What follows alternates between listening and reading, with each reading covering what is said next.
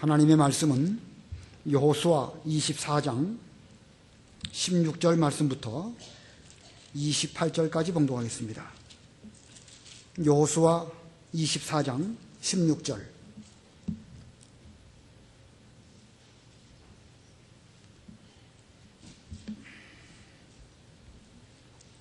(24장 16절) 봉독하겠습니다.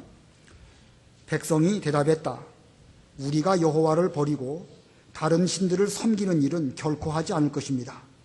이는 여호와 우리 하나님께서 우리와 우리 조상을 이집트 땅에 종되었던 집에서 이끌어내셨고 우리 앞에서 큰 표적들을 행하셨으며 우리가 걸어온 모든 길과 우리가 그 가운데로 지나온 모든 백성 가운데서 우리를 보호하신 분이시기 때문입니다.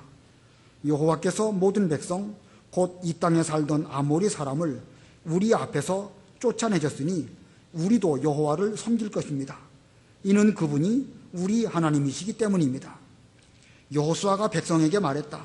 너희는 여호와를 섬기지 못할 것이니 그분은 거룩한 하나님이시고 질투하는 하나님이므로 너희의 허물과 죄들을 용서하지 않으실 것이기 때문이다. 만일 너희가 여호와를 버리고 이방 신들을 섬기면 너희에게 복을 내리신 후에라도 돌이켜 너희에게 재앙을 내리시고 너희를 멸망시키실 것이다. 백성이 여호수아에게 말하기를 아닙니다. 우리가 참으로 여호와를 섬기겠습니다 하였다. 여호수아가 백성에게 말하기를 너희가 여호와를 선택하고 그분을 섬기겠다고 하여 너희 스스로 증인이 되었다. 그러자 그들이 말하기를 우리가 증인입니다 라고 하였다. 이제 너희 가운데 있는 이방 신들을 없애버리고 너희 마음을 여호와 이스라엘의 하나님께 드려라. 백성이 여호수아에게 말하기를 우리가 여호와 우리 하나님을 섬기고 그분의 음성에 순종하겠습니다 라고 하였다. 그날의 세겜에서 여호수아가 백성을 위하여 언약을 맺고 그들을 위하여 규례와 법규를 세웠다. 여호수아가 이 모든 말씀을 하나님의 율법책에 기록하고 큰 돌을 취하여 여호와의 성소 곁에 있는 상수리 나무 아래 세우고 여호수아가 모든 백성에게 말하기를 보아라, 이 돌이 우리에게 증거가 될 것이니 이는 이 돌이 여호와께서 우리에게 하신 모든 말씀을 들었기 때문이다. 그러므로 이 돌이 너희가 너희 하나님을 부인하지 못하도록 너희에게 증거가 될 것이다 하고 여호수아가 백성을 각자 자기 유업으로 돌려보냈다. 거기까지 봉독하겠습니다.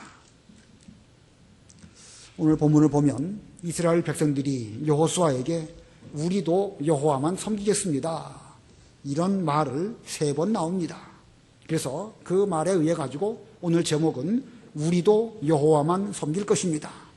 우리도 여호와만 섬길 것입니다. 우리가 지금 여호수아 23장, 24장을 통해 가지고 그 여호수아의 유언을 살펴보고 있습니다. 여호수아는 기회가 있는 대로 그가 늙었을 때에 이스라엘 백성들을 다 자기 앞으로 불러 모으고 여러 지도자들을 모으게 한 다음에 그들에게 여호와만 섬겨라 이렇게 가르쳤습니다. 또 하나님께서는 이와 같이 여호수아가 그 일을 잘 감당할 수 있도록 그의 노년에 또 건강을 주셨고 그 건강을 사용해서 여호와만 섬겨라 하는 말을 계속 거듭거듭 말하고 있습니다. 자, 여호수아가 백성에게 남긴 유언 한마디로 말하면 여호와만 섬겨라입니다. 여호와만 섬겨라. 그래서 지난 수요일 날에도 그 제목이 여호와만 섬겨라 이 제목이었습니다.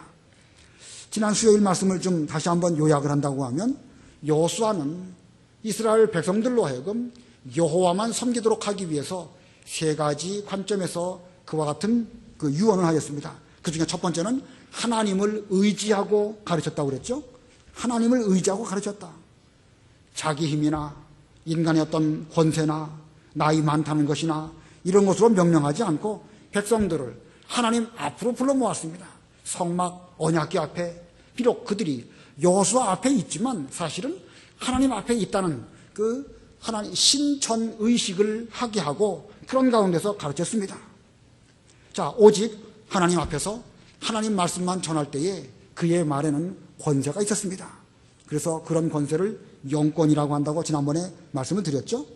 여호수아가 이렇게 영적인 권세가 있었던 것은 그가 백성들을 진실로 사랑하고 또 진실한 마음으로 이런 말씀을 했기 때문에 그의 말 속에는 이 권세가 있었다. 우리도 하나님을 의지하고 말씀을 가르치는 이런 우리가 되어야 되겠습니다. 또 두 번째로는 하나님의 인도를 가르쳤습니다. 하나님께서 역사적으로 볼 때 지금까지 이스라엘 백성들을 어떻게 인도하셨는가? 역사는 그 보는 관점에 따라 여러 가지 다양한 해석이 나올 수가 있죠. 그러나 여호수아는 그 모든 이스라엘의 역사는 하나님의 구원 역사로 말미암아 되어진 것인 것을 강조하고 있습니다. 그 가운데 모세 같은 위대한 인물도 있었고 또 여호수아 자신도 나름대로 하노라 하고 했습니다. 그러나 그는 모세를 말하든지 또 자신의 어떤 노력을 말하지 않았습니다. 오직 한 분뿐이신 하나님으로 말미암아 이 모든 일들을 이루어 주셨다. 모세도 중요하고 여호수아도 위대하지만 역시 지나고 나면 하나의 그 인간에 지나지 아니한 것입니다. 하나님께서는 아브라함을 강 건너편에서부터 이끌어내셨고 애굽에서도 이끌어내셨고 홍해에서도 이끌어내셨고 광야 길을 지나갈 때에도 그들을 이끌어 주셨습니다. 그래서 마침내 가나안 땅까지 들어가도록 하셨습니다. 인간적으로 볼 때 이스라엘 백성들이 그 가나안 땅에 살고 있는 일곱 족속을 이길 만한 힘이 사실 그들에게는 변변한 무기나 힘도 없었습니다. 가나안 족속들에게는 철병거가 있고 반대로 이스라엘 백성들에게는 변변한 무기가 없지만 하나님께서 때로는 왕벌을 보내셔가지고 저들을 다 물리치신 것은 지금까지 이스라엘 백성들의 인도하신 것은 사람의 힘으로 된 것이 아니라 하나님의 힘으로 인도하신 것을 잘 나타내 주려고 그는 하나님의 인도를 역사를 통해서 가르쳐 주었습니다. 그리고 세 번째로는 자기 혈심을 통해서 또 말해 주었습니다. 자기 혈심. 자, 우리 인간들 속에는 불가피하게 여러 가지 누룩과 같은 우상들이 존재할 수 있다. 강 건너편에서 섬기던 우상이나 애굽 땅에서 섬기던 우상이나 이런 것들이 있을 수 있지만 이제 이 모든 것들을 없애버리고 여호와만 섬기자. 만일 너희들이 여호와를 선택하지 않는다고 하면 적어도 나와 내 집만큼은 여호와만 섬기겠다. 이렇게 말했습니다. 자, 이거 보면 오직 여호와만 섬겨라 라고 하는 가르침을 주기 위해서 여호수아가 얼마나 부단한 노력을 했는지를 잘 알 수가 있습니다. 그가 그렇게 잘 가르친 결과가 오늘 본문에 나타나고 있습니다. 이스라엘 백성들도 여호수아 앞에서 우리도 여호와만 섬기겠습니다. 이렇게 결심하고 말하고 있습니다. 18절 한번 읽어보세요. 18절. 여호와께서 모든 백성 곧 이 땅에 살던 아모리 사람을 우리 앞에서 쫓아내셨으니 우리도 여호와를 섬길 것입니다. 이는 그분이 우리 하나님이시기 때문입니다. 예, 이스라엘 백성들이 여호수아 앞에서 지금 말하는 것입니다. 우리도 여호와를 섬길 것입니다. 21절 읽어보세요. 백성이 여호수아에게 말하기를 아닙니다. 우리가 참으로 여호와를 섬기겠습니다 하였다. 예, 여호수아가 또 다른 말로 이렇게 권면하니까 아닙니다. 우리가 참으로 여호와를 섬기겠습니다.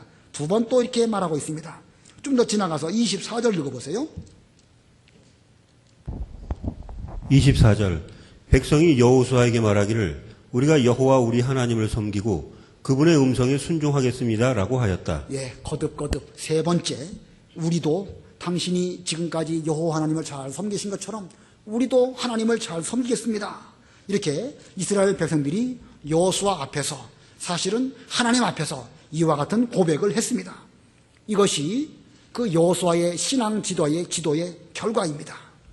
대단히 중요한 그 신앙 지도를 했고 그와 같은 결과가 백성들의 입으로부터 우리도 하나님을 섬기겠습니다. 이렇게 말하고 있습니다. 우리도 이러한 여호수아의 신앙 지도의 그 열매를 잘 보고 배워야 되겠습니다. 요새 그 대신방을 하고 있는 가운데 있는데 집집마다 다니면서 여러 가지 말씀을 잘 듣고 대화를 하다 보면 집집마다 한결같이 가장 심각한 문제는 그 자녀들의 신앙의 문제를 부모들이 다 염려하고 있다는 것입니다. 부모님들의 신앙은 참으로 훌륭하고 여러 가지 고난 가운데 믿음을 잘 지켜서 오늘까지 왔습니다. 그러나 자녀들의 신앙 지도에 있어서만큼은 이 모든 부모들이 한결같이 너무나 어렵고 이거 우리 힘으로는 감당하기 어렵다는 것을 이구동성으로 말하고 있습니다. 뭐 각 집집마다 지금 잘 안 나오는 자녀들이 잘 나온다고 하면 우리 교회가 얼마든지 크게 부흥하게 될 것입니다. 또 뭐 지금 현재 잘 나온다고 할지라도 부모된 입장에서 봤을 때는 여간 불안한 마음을 금할 수 없는 것입니다. 자, 우리가 이 현재 우리 모두에게도 이 자녀들의 신앙 지도하는 일이 대단히 큰 일인데 어떻게 해야 될 것인가? 누구처럼 해야 되겠죠?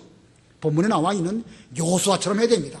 하나님을 의지하고 가르치고 또 지금까지 우리가 어떻게 믿고 구원을 받았는가? 하나님의 구원 역사를 또한 가르쳐야 될 것이고 자신의 결심을 말해줘야 됩니다. 너희들이 다 하나님을 믿지 않아도 나와 내 집만큼은 믿겠다. 나는 반드시 하나님을 섬기겠다. 그러므로 너도 내 집안 사람이라고 한다면 하나님을 철저하게 잘 섬겨야 될 것이다. 이와 같이 영적 권세를 가지고 우리의 자녀들에게 잘 가르치는 이런 우리들이 되어야 될 것입니다. 이것이 쉬운 것이 아니지만 이 방법 외에는 달리 다른 방법이 없습니다. 뭐 또 그렇게 한다고 해서 이것이 영구적으로 우리 자녀들이 하나님을 잘 섬길 것인가? 그렇지 않습니다. 이제 뒤에 배우겠지만 31절에 보면 여호수아가 살아있는 동안과 또 그를 기억하는 장로들이 살아있는 동안에 저들이 하나님을 잘 섬겼다. 그건 그만큼 그 여호수아의 그 노력이 열매를 거두긴 거두었지만 그렇다고 해서 영구적으로 그들이 하나님을 잘 섬기지는 않았다는 것입니다. 자, 여호수아가 이렇게 했음에도 불구하고 인간은 유한하고 한계가 있음을 우리에게 보여주고 있습니다. 자, 그래서 우리가 이런 유한하긴 하지만 우리가 해야 될 일은 무엇인가? 우리가 우리 세대에 있어서 다음 세대를 준비하는 것, 이것이 우리가 할 일입니다. 우리가 뭐 멀리 있는 세대까지 염려할 수도 없고 한다고 되지도 않습니다. 현재 우리가 할 수 있는 일은 여호수아가 그 다음 세대에게 하나님을 잘 섬기도록 가르쳐 준 것처럼 우리가 우리의 다음 세대에게 잘 가르쳐 준다고 하면 그 다음 세대는 또한 그 다음 세대에게 역시 또 잘 가르쳐 주고 그렇게 해서 인간 역사가 흘러갈 때에 친히 하나님께서 그 역사 속에서 주관하셔가지고 하나님의 구원 역사가 예수님 재림하실 때까지 계승되도록 이렇게 하실 것입니다. 아무쪼록 우리도 이와 같은 역사 가운데 있음을 기억하면서 이제 여호와만 섬겨라 라고 가르친 그 이후에 또 어떻게 계속해서 백성들에게 가르쳐 주었는가 이것을 살펴보려고 합니다. 그래서 여호수아의 신앙교육한 방법 3가지입니다. 여호수아의 신앙교육 방법 첫 번째 대지는 백성들이 스스로 결심하게 함. 백성들이 스스로 결심하게 함. 여호수아는 이 신앙을 가르침에 있어서 많이 생각하고 또 많이 연구했습니다. 뭐 실제로 이스라엘 백성들이 우상을 섬기는 그런 일이 발생하지 않았음에도 불구하고 너희들이 강 건너편에서 섬겼던 그런 우상이든지 애굽에서 섬겼던 그런 우상이든지 너희가 선택하고 또 하고 싶은 대로 너희들이 해라. 그러나 나와 내 집은 여호와만 섬기겠다. 이렇게 말했습니다. 자, 이 여호수아가 한 말, 너희들이 선택해라. 너희들이 어떻게 할 것이냐 내 앞에서. 그러나 너희들이 혹시 여호와 하나님을 선택하지 않는다 할지라도 나와 내 집만큼은 여호와만 섬기겠다. 이렇게 말했습니다. 자, 여호수아가 너희들이 그 여호와 하나님을 섬기기 싫다고 하면 다른 거 섬기려면 섬겨라. 이렇게 말했습니다. 자, 이 말은 다른 신을 섬기라는 말입니까? 절대 그거 섬기지 말라는 말입니까? 섬기지 말라는 말이죠. 반어법적으로 그들로 하여금 스스로 결정하도록 해서 하나님만 섬기도록 그렇게 하는 것입니다. 그들이 물론 여호수아가 그들로 하여금 여호와만 섬기도록 말하고 있지만 그 선택을 먼저 저들 스스로 하게 하고 그 가운데에서 여호와만 섬겨서 하나님 그 믿는 일을 잘하도록 그렇게 유도하는 이런 여호수아의 그 교육 방법, 이게 참 중요한 것입니다. 우리가 자녀들에게 어떤 그 공부를 시킬 때에도 마찬가지이죠. 이 미련한 부모들은요 억지로 시킵니다. 억지로 공부하니까 보는 앞에서는 하기는 하지요. 그러나 스스로 하지를 못하니까 얼마 지나면 공부하는 일에 흥미를 잃어버리게 되고 여러 가지 그 부작용이 나타나게 되는 것입니다. 지혜로운 부모는요 본인 스스로 결심하게 하고 그리고 공부하게 하는 것입니다. 이게 사실은 교육의 원리지요. 교육이라는 것은 그 학생들 혹은 자녀들 속에 있는 것을 그런 어떤 역량, 어떤 거 잘할 수 있는 그런 것을 잘 이끌어내는 것, 바깥으로 끌어내는 것, 이게 교육의 원리인 것입니다. 그러므로 지혜로운 부모는 신앙적인 면에 있어서도 자녀들로 하여금 신앙생활을 스스로 하도록 가르칠 수 있는 그런 사람이 지혜로운 사람입니다.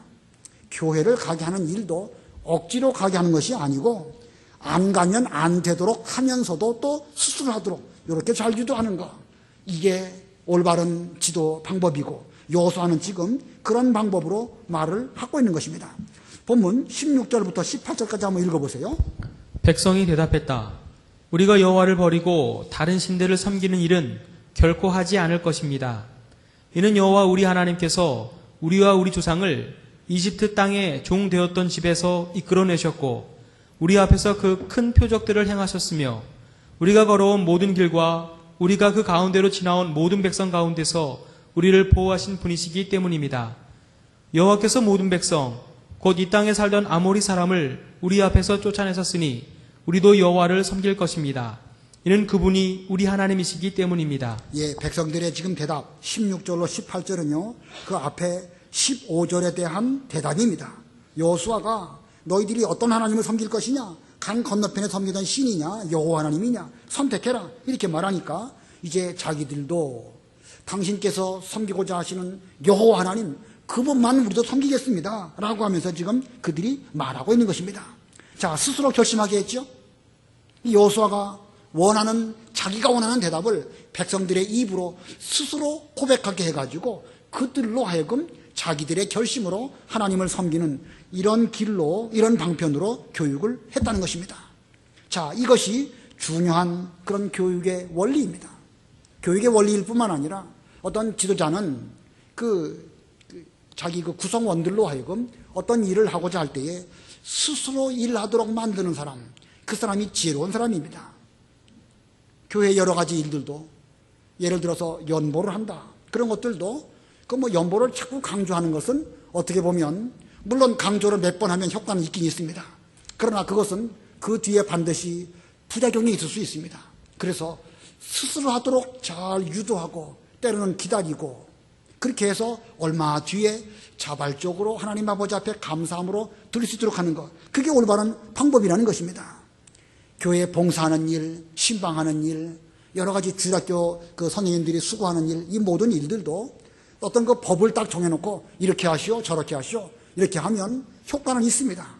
그러나 그것은 일시적일 뿐이에요. 그 틀 안에서 볼 때에 효과 있는 것처럼 보이지만 거기에는 어떤 창의력이라든지 혹은 발전이라든지 이런 게 부족합니다. 그래서 자발적으로 하도록 스스로 결심해서 어떤 일을 하도록 잘 이끌어가면 처음에는 효과가 없는 것처럼 보여도 시간이 지나가면 그런 가운데서 점점 발전하게 되고 창의력과 발전이 또 나타나게 되는 것입니다. 물론 그렇다고 해서 스스로 하도록 한다고 해서 방만하게 어떤 질서도 없이 하고 싶으면 하고 말고 싶으면 말고 이런 의미는 아닙니다. 적어도 여호수아가 그런 식으로 교육한 건 아니죠. 그는 영적인 권위가 있고 진심으로 백성들을 사랑하는 가운데서 하나님의 말씀으로 저들을 말할 때에 백성들이 그 앞에서 저분의 말씀을 반드시 들어야 되겠다, 이런 어떤 감동도 있었고 그런 가운데서 우리 역시도 당신이 그렇게 섬기시는 여호와 하나님을 우리도 섬기겠습니다 이렇게 말한 것입니다. 자, 이런 면으로 볼 때에 이 지도자 여호수아 한 사람의 그 역할이 얼마나 중요한가라는 것을 보여주고 있습니다. 이 여호수아는 그 당시에 깨어있는 선지자입니다. 그럼 멀리 바라보았습니다. 때가 되면 이 백성들이 가나안 땅에 살면서 불가피하게 우상 섬기는 이런 죄악된 길로 걸어갈 수밖에 없을 것이다. 왜냐하면 과거 역사를 보든지 인간의 본성을 볼 때에 그럴 수밖에 없는데 이걸 내가 어떻게 막아야 될까? 어떻게 해야 올바른 신앙 지도를 해서 적어도 내가 책임지고 있는 이 다음 세대에 대해서는 하나님을 잘 섬기도록 할 수 있을까? 이렇게 생각하면서 그는 좀 멀리 내다보면서 연구하면서 이렇게 대화를 통해 가지고 너희들이 결정해라 라고 말하니까 우리도 여호와 하나님만 섬기겠습니다 이렇게 말을 한 것입니다. 이렇게 여호수아의 신앙 지도 방법을 보면 그는 백성들로 하여금 하나님과 맺어주는, 연결시켜주는 이런 고리 역할을 잘하고 있습니다. 본문 16절과 18절 쭉 읽어보면요, 이 백성들이 하나님에 대해서 우리 하나님이라는 말을 거듭거듭 말하고 있습니다. 17절에 보면 이는 여호와 우리 하나님께서 우리와 우리 조상을 이집트 땅에 종되었던 집에서 이끌어내셨고 우리 앞에서 큰 표적을 행하셨으며 우리가 걸어온 모든 길과 우리가 그 가운데로 지나온 모든 백성 가운데서 우리를 보호하신 분이시기 때문입니다. 자, 18절 끝에도 우리도 여호와를 섬길 것입니다. 이는 그분이 우리 하나님이시기 때문입니다. 자, 우리도 여호와를 섬길 것이다. 당신 여호수아의 하나님이시지만 그분은 곧 우리 하나님이십니다. 이 여호수아의 신앙 교육 방법은요, 백성들로 하여금 물론 자기가 그 사이에 연결고리가 된 것은 사실이지만 사실은 자기는 슬그머니 빠져나오고 백성들로 하여금 하나님과 이렇게 밀착하게 만드는 이런 그 교육 방법을 한 것입니다. 마치 세례 요한이 이스라엘 백성들에게 그 예수님을 소개했지만 자기는 광야의 외친 자의 소리이니까 나를 보지 말고 내가 소개해드리는 예수님을 보시오. 그분은 우리 죄를 지고 가시는 하나님의 어린 양이십니다. 이렇게 말했죠. 이것이야말로 이 선지자 여호수아나 또는 세례 요한이나 그들이 올바로 하나님을 잘 섬기도록 지도한 이런 방법이라는 것입니다. 자, 그러므로 우리는 그 어떤 그 신앙 교육에 있어서 자기가 드러나지 아니하고 거기서 하나님만 소개하는 이런 우리가 되어야 됩니다. 자기를 드러내는 거, 그 부작용이 심각합니다. 하나님께서 왜 모세를 시체도 찾지 못하도록 하시면서 그로 하여금 데려감을 입게 하셨을까? 계속 모세가 무슨 무덤이 있든지 시체가 남아있으면 그 부작용이 심각하게 될 것을 염려하셔서 하나님께서는 모세의 시체도 찾지 못하게 하셨던 것입니다. 사람이 거기에 개입되면 하나님을 섬기는데 그 사이에 어떤 인간이 개입하게 되면 신앙 지도는 문제가 생길 수밖에 없습니다. 하나님만 따르고 예수님만 섬기게 만드는 것, 이것이야말로 올바른 신앙 지도입니다. 이 여호수아는 하나님을 자기 하나님으로 만나도록 그들을 지도한 것입니다. 자기 하나님. 그 야곱이 자기 아버지 이삭에게 장자 축복을 받고 그리고 창세기 28장에 보면 이제 가나안 여인을 취하지 말고 바단 아람으로 가서 거기서 믿음 좋은 아내를 취하도록 내보냅니다. 그가 그 길을 가다가 광야에서 돌베개를 베고 잠이 들 때에 하나님께서 그에게 찾아오시고 너 누워있는 그 땅을 너와 내 후손에게 주겠다. 이렇게 하나님께서 언약을 그에게 맺으십니다. 그랬더니 그때 야곱이 일어나가지고 하나님 아버지 앞에 서원하지요. 만일 하나님께서 저를 붙들어 주셔가지고 이제 이 먼 여행길에서 돌아와서 마침내 아비 집으로 잘 돌아오게 해주신다고 하면 하나님을 저의 하나님으로 삼겠습니다. 곧 저의 하나님이 중요한 거예요. 지금까지 야곱은 그 장막에 거하면서 할아버지 아브라함, 자기 아버지 이삭을 통해 가지고 하나님을 많이 소개받고 가르침을 받았습니다. 그러나 거기까지는 아브라함이 하나님이고 이삭이 하나님입니다. 그러나 그 다음부터는 이제부터는 야곱의 하나님으로 이제 그 삼아야 되겠는데 그 야곱으로 하여금 하나님께서 그에게 일깨워 주시고 야곱은 자기가 스스로 자기 믿음으로 서원을 하고 저를 잘 붙들어 주신다고 하면 앞으로 저희 하나님으로 삼겠습니다. 이렇게 말하고 그 모든 일들이 잘 이루어져서 마지막에 아브라함의 하나님, 이삭의 하나님, 야곱의 하나님이 된 것입니다. 자, 이 아브라함과 이삭의 신앙 지도가 야곱을 통해서 잘 이루어졌죠? 마찬가지입니다. 여기 이 여호수아도 마찬가지고 우리도 마찬가지고 스스로 결심하게 해서 하나님을 부모님의 하나님, 할머니 하나님이 아니라 자기 하나님으로 삼도록 만들어주는 이런 신앙 교육이 이게 올바른 교육입니다. 교회의 목회도 그렇고 중고등부나 유년중학교나 다 여러 가지도 다 마찬가지입니다. 이 모든 그 신앙 교육에 있어서는 인간은 거기에 개입되면 안 됩니다. 계속해서 자기 사람으로 사람들을 자기 양 만들어가지고 자기 어떤 영향력을 끼치게 하려고 하면 그 문제가 있을 수 있습니다. 물론 그게 좋은 면도 있어요. 평생 한번 그 주일학교 맡은 반장이 일생 동안 그를 위해서 기도해주고 또 일생 동안 그를 잘 지켜보고 멘토가 되어주고 참 좋습니다. 그러나 인간은 어디까지나 한계가 있죠. 내가 돌본다고 하지만 한계가 있습니다. 그러므로 사람을 자기 양 삼을 것이 아니고 하나님의 양으로, 예수님의 양으로 잘 삼아 놓는다고 하면 하나님이 지켜주시고 또 예수님이 지켜주시기 때문에 비록 그 부모님들이 창당한 이후에도 걱정할 것이 없는 것입니다. 오늘 본문의 여호수아는 이스라엘 백성들로 하여금 우리도 하나님만 섬기겠습니다. 이런 말을 듣기를 원해가지고 그로 하여금 여호수아가 대화를 통해가지고 이렇게 말해가지고 결국 그 말을 듣게 되었던 것입니다. 우리 모두들도 자녀 교육이나 혹은 주일학교 교육이나 그 외의 교회의 모든 일에 있어서 스스로 하도록 하는 이런 방법을 지혜롭게 사용할 수 있는 그런 여러분들이 되어야 될 것입니다. 그 다음에 두 번째로 이 여호수아의 신앙교육 방법은 무엇이냐? 두 번째는 자기 결심의 한계를 깨닫게 함.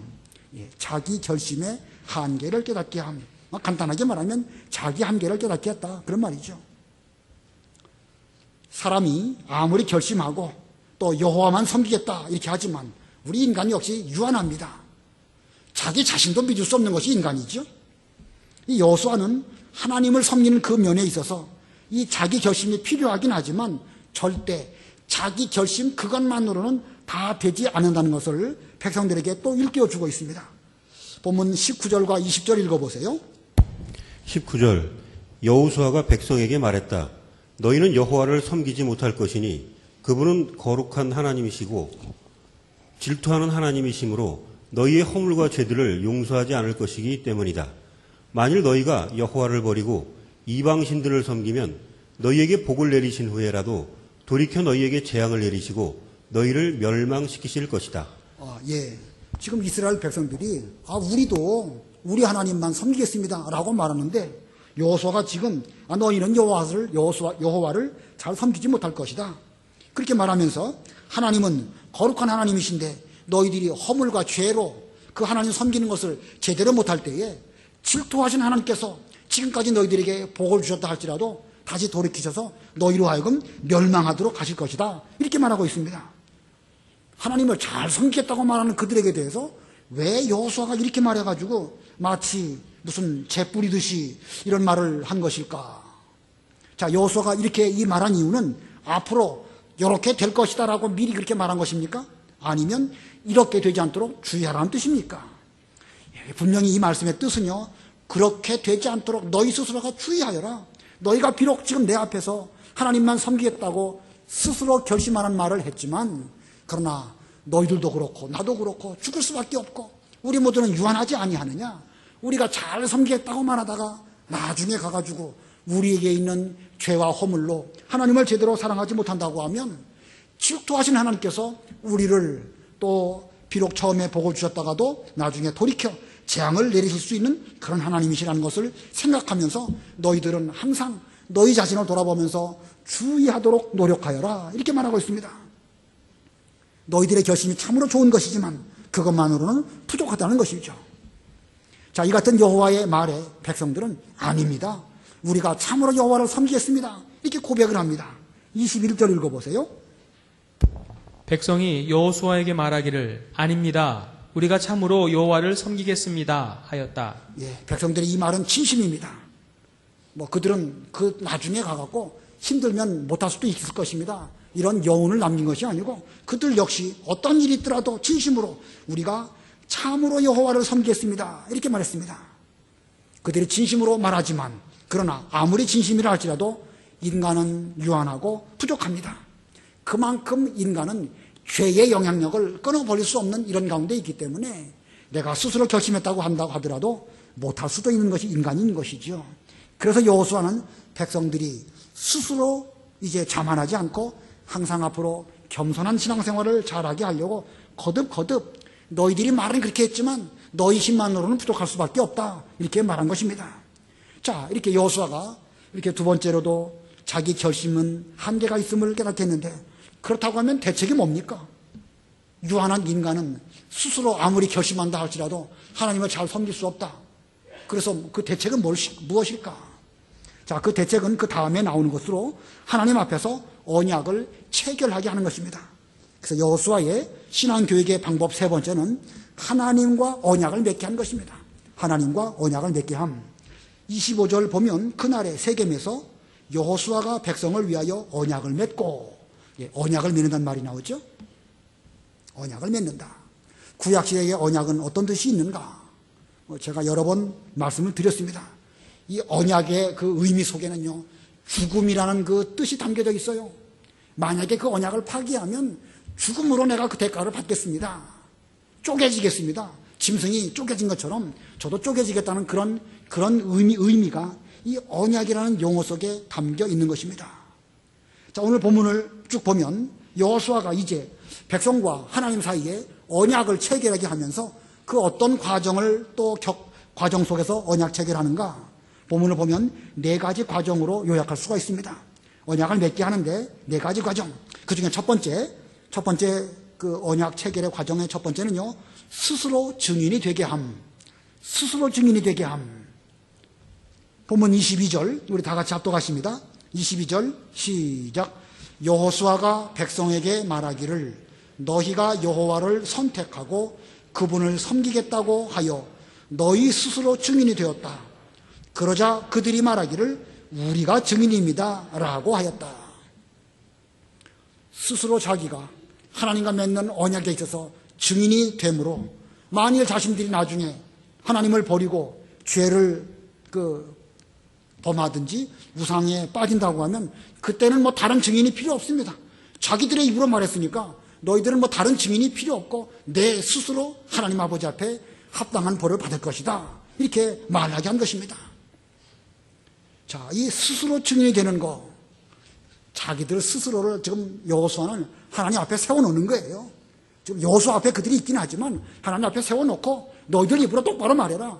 앞으로 하나님을 떠나게 되면 너희 스스로 그 죄를 자인하게 되는 것이고 그로 말미암아 너희들은 멸망을 받을 수밖에 없다는 사실을 명심하면서 반드시 이 언약을 철저하게 지키겠다는 이런 결심을 하기 위해서 스스로 증인이 되게 한 것입니다. 그 다음에 두 번째로는 우상을 없애고 마음을 드리게 함. 예, 우상을 없애고 마음을 하나님께 드리게 했습니다. 본문 23절 다 같이 합독하시겠습니다. 시작. 여호수아가 말했다. 이제 너희 가운데 있는 이방 신들을 없애버리고 너희 마음을 여호와 이스라엘의 하나님께 드려라. 자, 23절에 그렇게 하고 있죠. 우상을 없애고, 이방신이 우상이니까 우상을 없애고 마음을 여호와 하나님께 드리도록 지금 하고 있습니다. 지금 사실 이스라엘 백성들 가운데 우상이 있을까요? 없을까요? 사실 뭐 없다고 봐야 될 것 같아요. 제가 보기도. 그런 정도로 말했고 22장에서도 말했고 23장에서도 말했고 지금 24장에서 또 말하고 있는데 여전히 지금 그들 가운데 우상이 있다는 것은 좀 과하지 않겠는가? 없을 것입니다. 그러나 하나님과 언약을 체결하기 전에 혹시 이스라엘 백성들 가운데 부정한 어떤 것이 있는지 다시 한번 돌아보고 이방신이 있다고 하면 없애버리도록 이렇게 여호수아가 말을 했습니다. 만일 그들 가운데 우상을 그대로 두면서 앞으로 우상은 안 섬기고 하나님만 섬기겠습니다. 이렇게 말하면 그건 말뿐인 것이지 그건 하나님을 오히려 기만하고 속이는 것입니다. 왜냐하면 우상을 섬기지 않겠다고 하면서 여전히 그들 가운데 우상이 있다면 그건 말이 안 되는 거 아니겠습니까? 그래서 여호수아는 너희 가운데 이방신을 없애버리고 너희 마음을 여호와 이스라엘 하나님께 드려라 이렇게 말하고 있습니다. 이 칼빈 해석을 보면은요, 여기 너희 가운데 하는 너희 가운데 있는 이방신을 없애버리고 여기 말하는 너희 가운데는 어떤 현실적인 우상을 말한다기보다는 그들 마음속에 혹시 우상과 같은 그런 것들이 없는지 살펴보게 하려고 이렇게 말했을 것이다. 이렇게 해서 해석을 하고 있습니다. 참 좋은 해석입니다. 외형적인 우상은 비록 그들 가운데 없다 할지라도 그들 마음속에는 자기도 모르는 사이에 질투하는 우상, 또 무슨 우상이 있었죠? 하여튼 여러 가지 교만한 우상 등등의 우상들이 마음속에 있을 수 있습니다.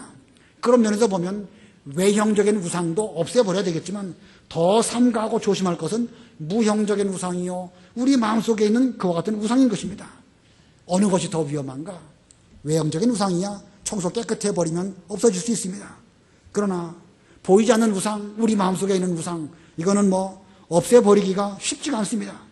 우상이 없다고 생각하긴 하는데 거기에 나도 모르는 사이에 빠져가지고 있다 보면 더욱더 위험한 가운데 빠질 수가 있습니다. 어쩌면 가장 위험한 우상이 자기 우상입니다. 자기 우상, 스스로 우상이지요. 스스로 잘 믿는 줄 알고 있으면서 조심하지 않고 스스로 잘 믿는 줄 알고 있으면서 교만한 거, 그러면서 하나님을 의지하지 않고 자기를 의지하는 것, 이게 자기 우상이지요. 이런 우상들을 없애버리도록 여호수아가 거듭 너희 가운데 있는 이방신을 없애버려라 이렇게 말을 했습니다. 이와 같은 여호수아의 가르침을 백성들이 잘 순종했습니다. 24절 읽어보세요. 24절. 24절 백성이 여호수아에게 말하기를 우리가 여호와 우리 하나님을 섬기고 그분의 음성에 순종하겠습니다라고 하였다. 예, 하나님을 잘 섬기고 우상을 없애버리고 앞으로 주의 음성을 잘 순종하겠습니다. 이렇게 말했습니다. 이들의 이 말, 이건 거짓이 아니고 가식적으로 여호수아 듣기 좋으라고 한 말이 아닙니다. 진실한 고백을 세 번째 한 것입니다. 본문 가운데에서. 그러니 그 여호수아의 교육 효과가 계속해서 반복적으로 입으로 고백하게 만들고 지금 하고 있습니다. 자, 세 번째, 그 언약 체결의 과정의 세 번째는 규례와 법규를 세워 율법책에 기록한 것입니다. 규례와 법규를 세워 율법책에 기록함. 이 대소지가 많다 보면 적는 분들이 좀 바빠요. 부지런히 적으시려다 보면 말씀을 놓치기도 하고 성경을 또 놓치기도 하고 그렇습니다. 아무튼 잘 적으시기 바랍니다. 규례와 법규를 세워 율법책에 기록함. 자, 언약을 세울 때에 언약의 내용이 있겠죠. 언약이 있는데 언약의 내용, 그것을 율법책에 기록하여서 두고두고 읽도록 하였습니다. 25절로 26절 읽어보세요. 그날의 세겜에서 여호수아가 백성을 위하여 언약을 맺고 그들을 위하여 규례와 법도를 세웠다. 여호수아가 이 모든 말씀을 하나님의 율법책에 기록하고 예, 거기까지. 예. 언약을 맺었는데 그 언약의 내용을 그것이 규례와 법규로 잘 세운 다음에 그 내용들을 하나님의 율법책에 기록을 하였다. 이 어떤 율법책일까? 모세의 율법책을 거기다가 뭐 추가적으로 떠놓고 그랬다는 뜻일까? 대단히 참 난해한 그런 그 해석입니다. 어떤 모세의 율법을 그 과거의 모세 율법이 부족해가지고 또 추가로 넣고 그랬다고 하면 이게 성경 전체에 대한 올바른 그 신앙관이라고 할 수가 없습니다. 그래서 이 본문의 말씀 해석이 쉽지가 않습니다. 이것은 기존의 율법책을 변경한 것이 아니고 새롭게 마음가짐으로 갱신하고 갱신된 그런 마음가짐을 율법책 뒤에다가 써넣었다. 이런 뜻으로 볼 수가 있습니다. 처음 율법은 출애굽기 19장에 이스라엘 백성들이 시내산에 도착했을 때에 하나님께서 모세로 시내산으로 올라오게 하시고 여러 율법의 말씀들을 쭉 말씀해 주십니다. 그리고 여호수아 8장에 보면 그 백성들이 에발산과 그리심산 사이에서 모세를 통하여 주신 말씀들을 계명마다 이렇게 저주의 말씀을 말하고 축복의 말씀을 말할 때에 그 에발산과 그리심산에 서 있던 백성들이 아멘으로 화답을 하였습니다. 그것은 뭘 가리키는 것인가? 하나님 말씀을 과거에 모세 때 주신 그 말씀을 다시 한번 마음으로 새기면서 그들의 마음을 갱신, 새롭게 한 것입니다. 이 본문도 그와 같은 의미로 해석할 수가 있습니다. 그리고 그 모든 갱신된 그 내용들을 율법책 끝에다가 기록을 해 넣었다. 모세의 율법이 부족해서 그 뒤에 여호수아가 추가로 써넣었다. 이렇다기보다는 저는 어떻게 해석하고 싶으냐면 성경책이 있는데 성경책 끝에다가 언제 몇 월 며칠 날 내가 어떠한 마음가짐으로 성경을 읽었다.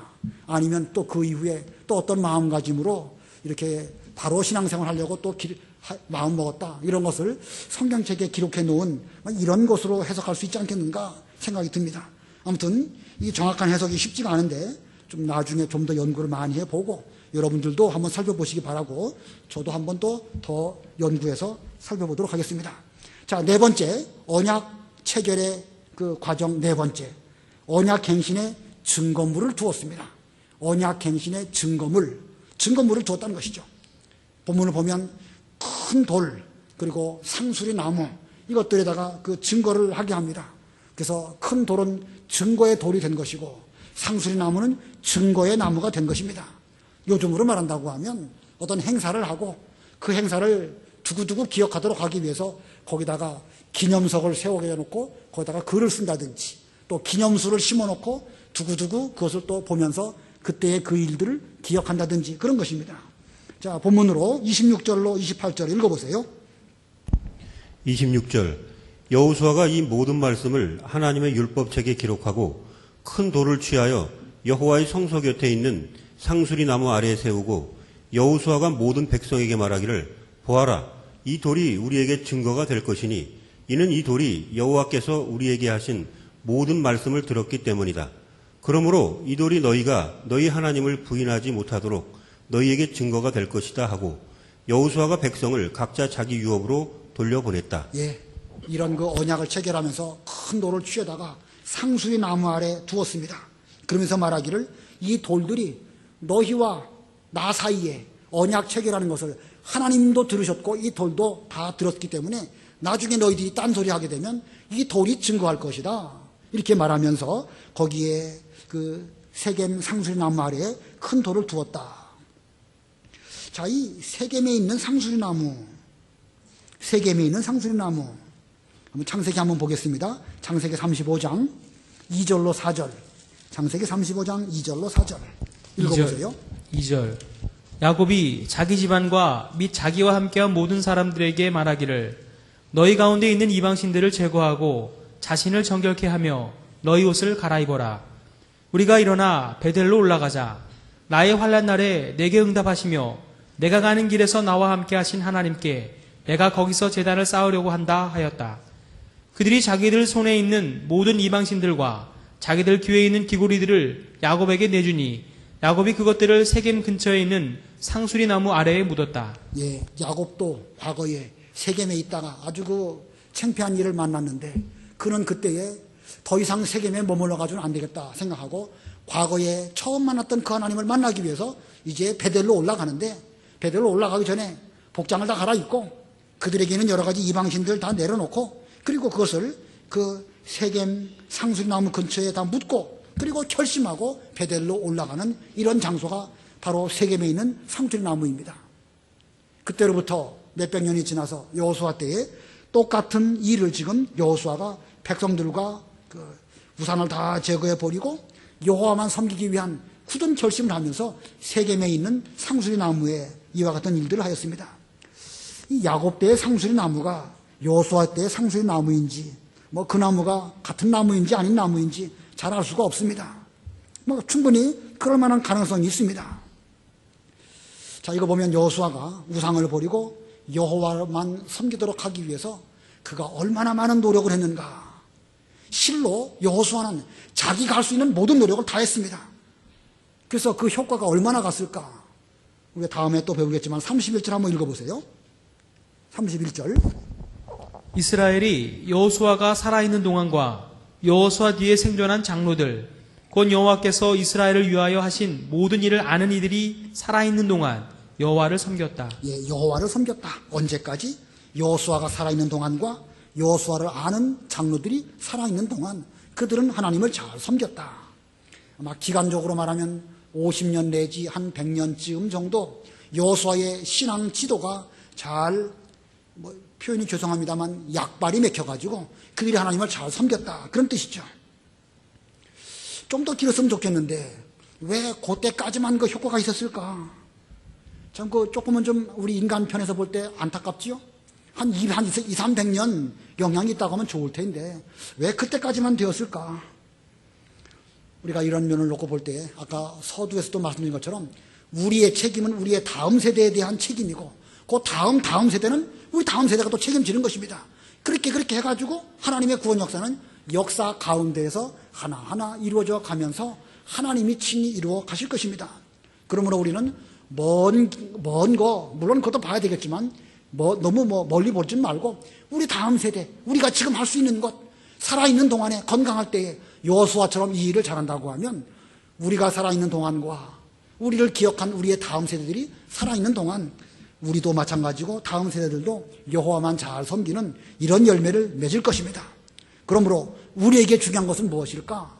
우리에게 중요한 것은 나는 여호와만 섬기겠다. 이런 굳은 결심이 중요하고 거기에 더불어서 우리도 여호와만 섬기겠습니다. 라고 고백하도록 여러분이 책임지고 있는 여러분의 식구들, 여러분이 책임지고 있는 주력학생들에게 이런 확실한 그 신앙 고백을 잘 심어주도록 하는 것이 중요한 것입니다. 이것이 살아있는 우리의 그 시대적인 사명입니다. 스스로 결심하게 하고 결심만으로는 부족하니까 하나님과의 관계를 잘 맺어줄 때에 비록 그 이후에 나는 세상을 떠나간 뒤에라도 하나님의 언약에 의해 가지고 저들은 목숨 걸고 계명을 잘 지키는 이런 믿음의 길을 걸어가도록 우리가 지도한다고 하면 우리는 우리 이 시대의 역할을 잘 감당한 이런 우리들이 되지 않을까 생각이 듭니다. 여호수아가 노인이 되어도 끝까지 그 사명을 잘 감당한 것처럼 여러분들이 노인이 되실지라도 하나님께서 여러분들에게 건강을 주시는 한 이 목적 한 가지를 위해서 우리의 온 그 삶을 다 거시는 여러분들이 다 되시기를 바랍니다. 기도하겠습니다.